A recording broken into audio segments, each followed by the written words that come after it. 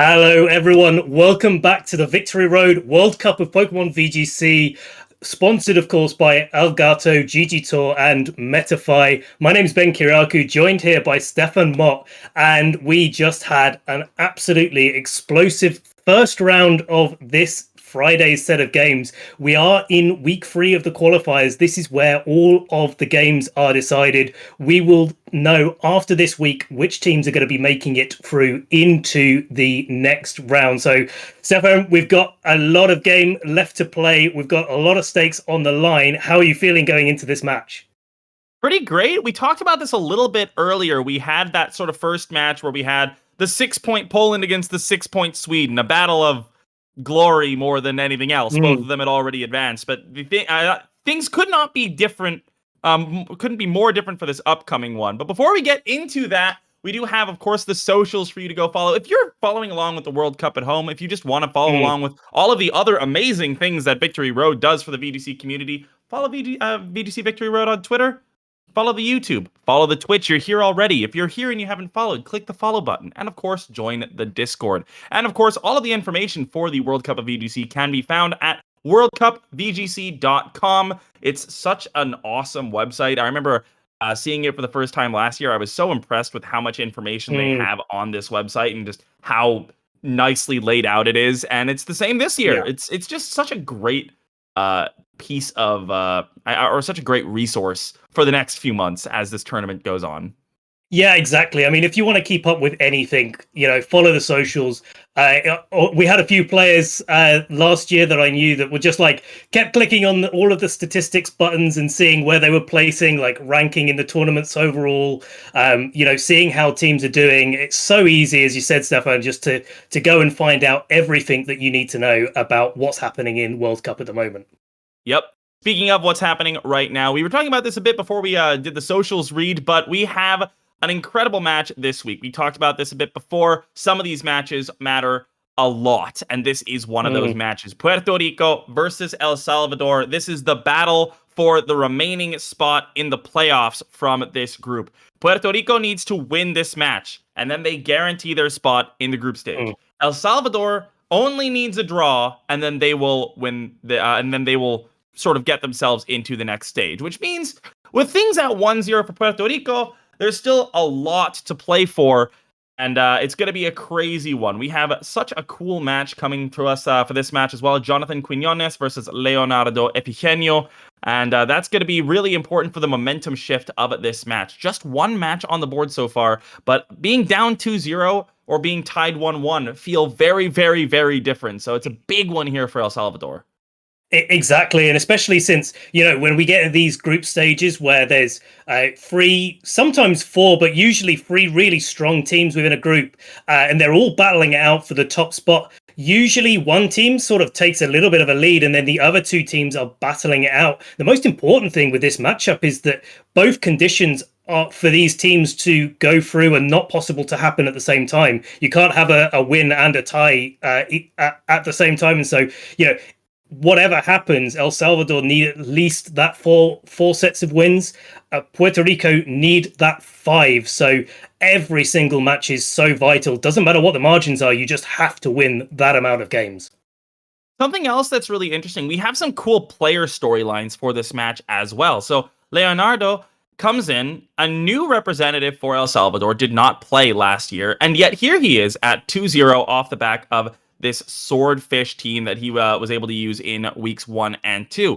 Not really any achievements that are listed here, but he's doing so well so far. Jonathan Quiñones is a very, very strong player in his own right, though. Top 32 most recently at the Secaucus Regionals, but he also made the finals of 2 Puerto Rico special events in the past. I've also played against him a lot this year in random online tournaments, and he's very, very good, I can confirm. Yeah, I mean, Secaucus, if I remember rightly, was one of the most stacked top cuts that we've really seen in VGC history. And so, getting top 32 at an event with that many really high-level players is nothing to shake a stick at. Of course, Leonardo, okay, so we can't see any live achievements from him, but we've clearly seen that he's able to build and prepare well for his opponents, managing to clinch those victories. And so if you're Jonathan, you can't really slouch against somebody that's got those sort of records, especially as we see the teams coming up. And we've got a Calyrex Ice Rider Reshiram combo versus Kyogre and Calyrex Shadow Rider.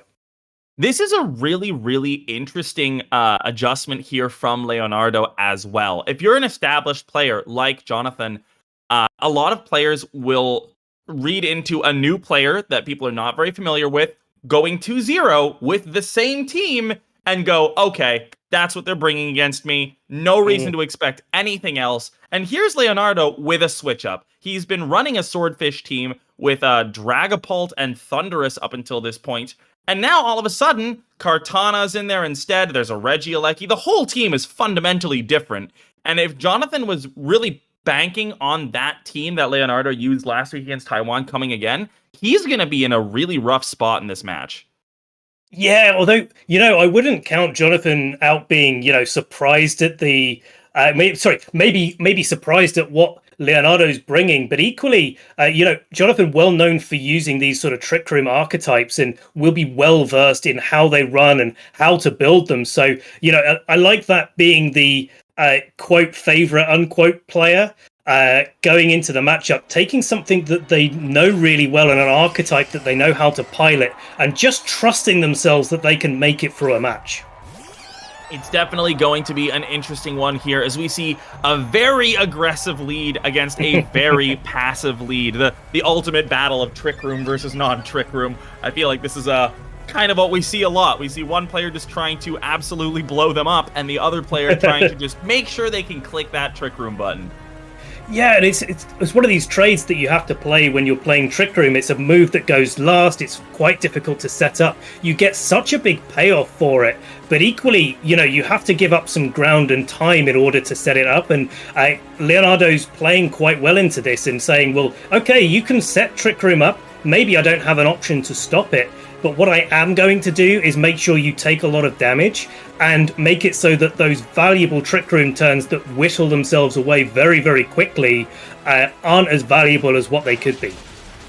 Well, a big Aerial Ace coming on in to start things off, really doing a lot less damage than I would have expected. Here comes the Water Spout as well, not opting to double target the Porygon 2. The Amoonguss survives, and what we saw was Spore coming out of the Amoonguss. A very greedy play here from Jonathan, risking the P2 going down to a Water Spout Sacred Sword combo, but getting the call correct. Getting not only that magical sleep, but also the Trick Room here. And Amoonguss, with that regenerator ability, can just bring a lot of that HP right on back.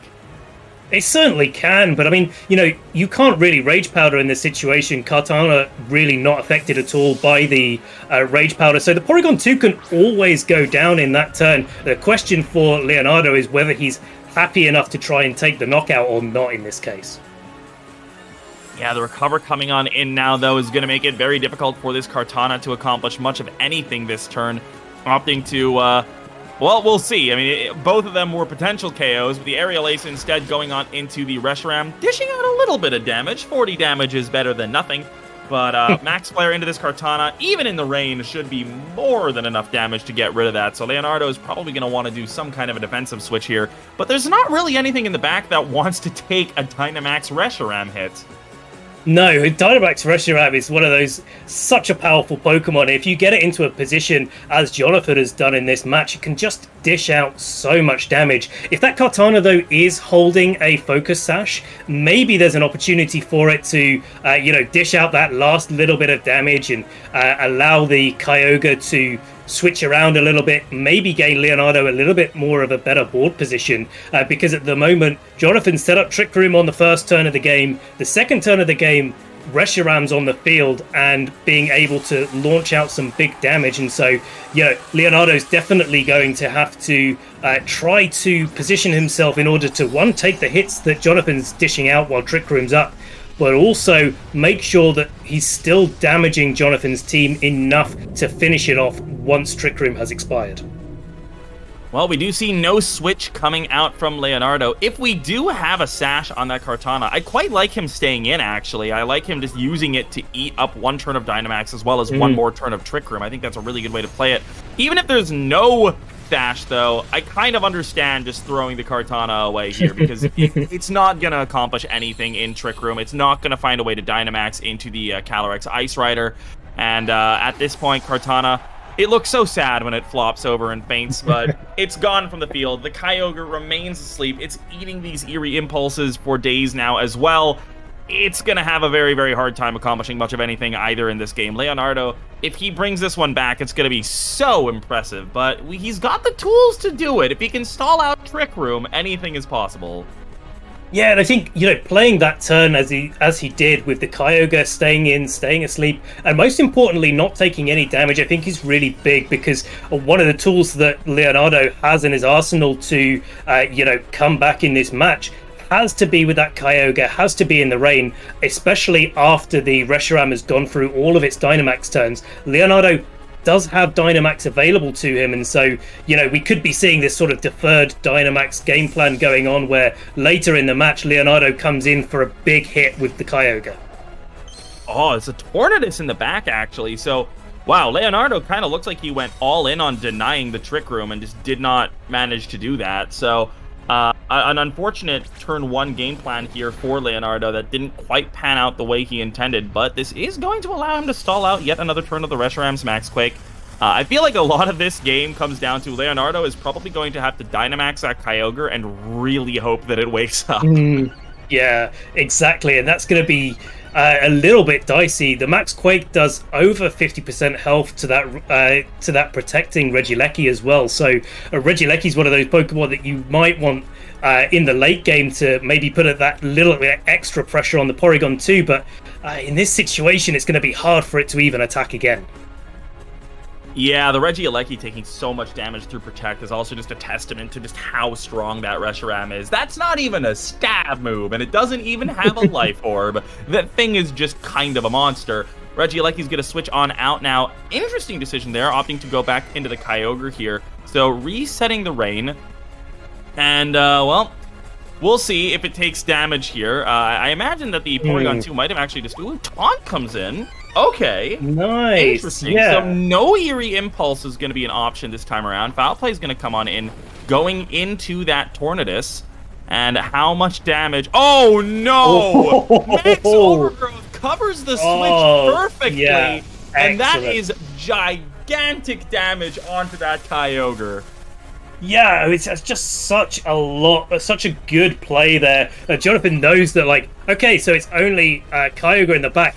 The Kartana going down earlier locks out one of Leonardo's slots from being switched into, and so Regieleki at 50% health, you just know you're going to be able to knock it out. Maybe even if it goes for its Dynamax factor and goes big, it's pretty unlikely that one Leonardo at 50% health is going to even commit to the Dynamax to that. But also, if the Regieleki goes down to a max overgrowth and you power up another move for Reshiram later, hey, it's fine. There's a Kyogre on the field, right? Yeah, that was just such a nice way to cover all of the options there. It's the perfect opportunity to utilize that max overgrowth. It's the optimal situation when you put that on a team. You're like, well, it'll be really nice if I can just make sure that I'm that I'm not using this into an Incin switch or something, but yeah. It's exactly what you dream of when you put a tech coverage move like that on a Pokemon. Kyogre is gonna go big. I don't know what it's really gonna accomplish here, but Tailwind comes on out now as well. I guess we'll see. Nope, it's gonna do nothing, Ben. Not a single thing. No, not at all. Earth Power does launch into the Kyogre. It doesn't really do too much damage. Porygon Taunted also going for its only seeming attacking move being that Foul Play. Not enough to knock out the Kyogre, but I think the damage is more than done here. We do get a little bit of terrain recovery from grassy terrain going on here, but I don't know what you think here, Stefan. It's probably not going to be enough. All right, hear me out. Kyogre wakes up, crits the water move on the Reshiram, and then Tornadus Hurricane confuses the Porygon 2. Okay. Other way around. There's a life orb on the Tornadus. That's interesting. Okay, interesting. It didn't get the confused, though, so nothing matters, unfortunately. Just a really, really well-played match here by Jonathan. Just a great game one, especially everything came off the back of that turn one read. My God, that Reshiram is so tanky. It just took that Max Geyser like it was nothing. But that's going to be it for game number one. Even if this doesn't go down. I mean, I guess we do still have the Regieleki. And the Tornadus lives! Okay, now this is a battle for glory. You can't let Jonathan get away with the 4-0. Let him get the 4-0. That's what it's all about. You know, it could be... Oh, here we go. So Regieleki comes in. So, you know, we're left here. We've got Tornadus with a life orb on pretty much no health. Unlikely that it's got any form of recovery. We got Regieleki on 50%. We've got a very, very healthy Porygon 2. Unfortunately, not a 4-0, but a 4-2, in fact, in Jonathan's looks slightly favor. better that way, doesn't it? Slightly better. 2 Pokemon still left on the field. A really well-played game there from Jonathan. And actually, when you look back, and you mentioned it before, Stefan, already, that turn one was the decider, where Jonathan had to decide between, you know, does the Porygon 2 go down, or does the Amoonguss get a spore off? It turned out that Jonathan got both and put him on the front foot so much, but you kind of think with that lead that maybe there's a little bit of training going on with that Porygon 2, where Jonathan was slightly confident that a combination of the Sacred Sword and the Water Spout may not knock out the Porygon 2, because that Aerial Ace didn't do too much damage at all to the Amoonguss. I think it's also very possible that he just looked at the situation and thought to himself, all right, you know what, this is a player who is who I read as being more like he would rather get the guaranteed KO on the Amoonguss, which ended up not happening anyway, as opposed to risking a Sacred Sword into the Amoonguss and both of them surviving, right? But this is one of the things that's so scary about playing a proficient Trick Room player, especially somebody who is known for just using Trick Room. Like Jonathan just loves Trick Room.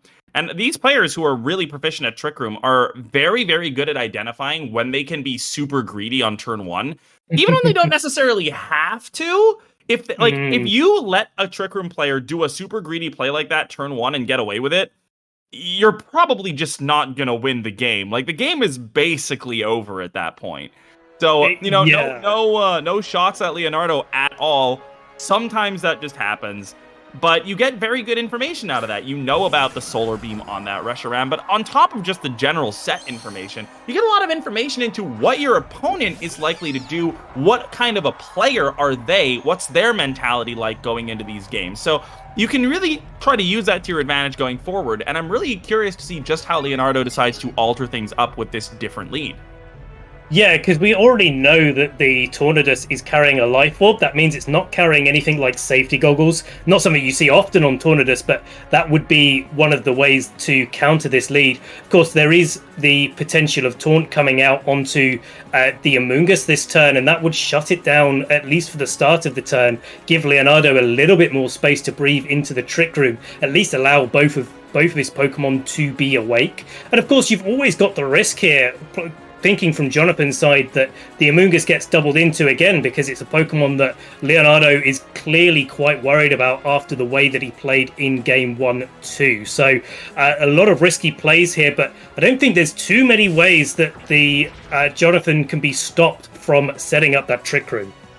I really like this lead, though, because we saw the taunt in the last game. We see the taunt coming on in now to this Amoonguss, and while that's not really going to allow the denial of the Trick Room, what it is going to do is it's going to basically make it so that this Amoonguss... nice crit there as well. Surviving on the sash. But it's going to make it so this Amoonguss can't do anything, right? Like, you either kill a turn of Trick Room and get the Amoonguss here, or the Amoonguss switches out, and then if you're switching into like a Calyrex or something, maybe your incoming Calyrex Ice Rider takes an Astral Barrage or something. Or even the Reshiram doesn't want to take a double up from like a Hurricane Astral Barrage or something like that. So this does put Leonardo in a much better position than last game, at least. But I think the taunt on the Amoonguss makes this a very, very awkward game. It doesn't. You don't know if you're Leonardo what move the Amoonguss is using to attack, I believe. I don't think we saw it attack in game 1 at all. Only go for some spores and switch out and pivot around a little bit. So, if it's foul play, as we've seen already with the looking glass that we have available to us on Jonathan's side of the field, those foul plays are going to be pretty awkward for that Calyrex to deal with. Oh, yeah, we do have the taunt coming out as well here, just making sure that... Oh, it's foul play. Okay, so great switch there by Leonardo. That would have absolutely picked up with the double foul play. So this is a really, really, really good start for Leonardo. He's killed off 2 turns of Trick Room now. There's nothing on the field to take advantage of this 3rd turn of Trick Room. And he's got double taunts, so the Kyogre can just kind of do what it wants. It's not going to get hit with an Eerie Impulse here. It's not Life Orb, so it's not likely to 1-hit KO the Porygon 2, I don't think, with a Max Geyser, but maybe Mystic Water could. It depends a little bit on how both of the Pokemon are trained. But yeah, there's a very reasonable argument to be made for Dynamaxing the Kyogre here, or he could just continue to play it slow and try to kill off the rest of these Trick Room turns. Yeah, I think, double foul play is doing just enough damage to make that Kyogre a little bit of a less attractive max target. Water Spout coming in after that, not doing too much damage to Porygon 2 after all of the damage that Kyogre's taken, but of course, Amoonguss on 1 HP will easily be knocked out by that Water Spout. Hurricane firing up into Porygon 2 gets the confusion this time, so a really nice turn there for Leonardo. But, one of the things I was wondering about, Stefan, I don't know what you think about this, is whether or not it was more advantageous to, let those Pokemon stay alive for a bit longer, waste another turn of the Trick Room, and then just re-taunt the Amoonguss this turn. Yeah, this is going to be a difficult turn as well, because the Calyrex could just kind of click Glacial Lance here. I think at this point, Kyogre's taken enough damage that it's likely to go down. But the real problem for Jonathan is just the lack of remaining Trick Room turns. There's very little time for these Pokemon to take advantage of this Trick Room. And I think the fact that he's not Dynamaxing the Calyrex, first of all, is a good way to take advantage of the current board state. But it also allows him to maybe try to position for a second Trick Room with 2 Trick Room users still on the board. It is possible that he could go for a reset on that Trick Room. Yeah, I mean, the Porygon's still got its taunt in play, I believe, but that should be wearing out this turn. And so, double Trick Room on the last turn of Trick Room is very much possible to see. No Dynamax coming out from either player, though. Foul play just going into the Kyogre. Really nice play there from Jonathan, just making sure the Glacial Lance coming out from this Calyrex is going to be enough to pick up the double KO, both on the Kyogre and the Tornadus. Now it's a 3-2 advantage to Jonathan rather than 4-3 down. The Calyrex is going to have 2 attack boosts from that Chilling Neigh. And of course, we're going to still have another turn of Trick Room. So, we've got this situation where there's double Trick Room potential on the play. If you're Leonardo, you want to deny that by attacking. But if you attack, there's that risk of the Calyrex just going for an attack and knocking out both of your remaining Pokemon in combination with the Porygon 2 attack. So really, really tough position here. There is a little bit of a wrinkle to that, though, as well. Do you really go for a double Trick Room when one of your Trick Room setters is confused? It's a little weird, right? It doesn't look like he's going to go for that, but that might also lend itself to educating Leonardo a little bit, because if I'm Leonardo, I also think about that as well. I'm like, okay, if I'm in Jonathan's position, do I really click double Trick Room and risk losing the game on a self-hit on confusion?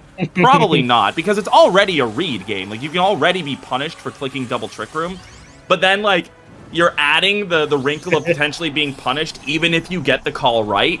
So I think Leonardo here, with that Hurricane confusion, that's really helping him a lot here. Even though it's not doing damage to the Porygon, it's not causing self-hits, it's going to allow him to potentially read into this a little bit better. And yes, there's the Protect on that Calyrex. Are we going to see a Max Guard? No, I don't think so. A spread Glacial Lance, even at +2, I don't think it's going to KO the Kartana. We'll have to see. Kartana's pretty good defense. Yeah, exactly, and Dynamax is so huge for Kartana. Easily tanking that hit. Max Knuckle coming out, really nice play here into the Porygon 2.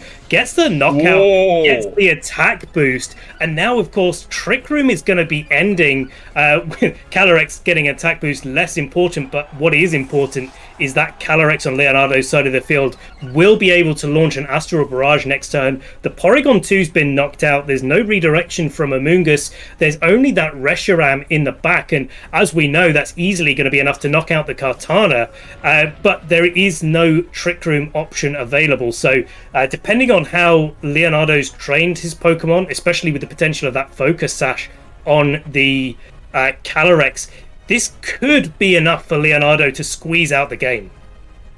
This is gonna be it's gonna be interesting, right? Because Kartana with +2 is a lot of attack, and then the Calyrex, of course, also has the opportunity to launch off an Astral Barrage. Is it enough? I don't know. I can't say I've ever calced for this exact situation before, but it's going to come down to how much damage this Kartana does, and also whether or not the Calyrex Shadow Rider is able to pick up the KO on the non-Dynamax Calyrex Ice Rider here.